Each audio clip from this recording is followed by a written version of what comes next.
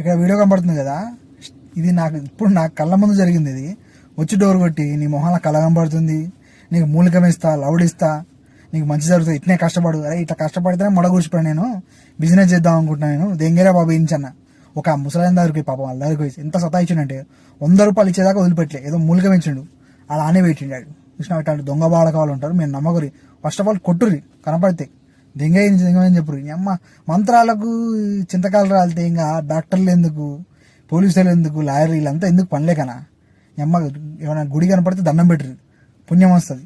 ఇట్లాంటి బడకాలకు డబ్బులు ఇచ్చారనుకో మొడగుడి online on జీవితాలకు మన జీవితం మొడగూడిపోతుంది. మా మొహంలో కళ కనపడదు, నా మొడ కనపడదు, మా అమ్మాయికే కనపడదు, ఈయన కనపడదు అంట కళ. ఇట్లాంటి నమ్మకం రే ఏమంటారు, మంచి చేస్తే మంచి వస్తుంది, లవడ వస్తుంది, ఏది రాదు. డబ్బు ఉంటే ఆటోమేటిక్గా అంత వస్తుంది. మంచి గించిన లవడ ఏది లేదు ఈ కాలంలో.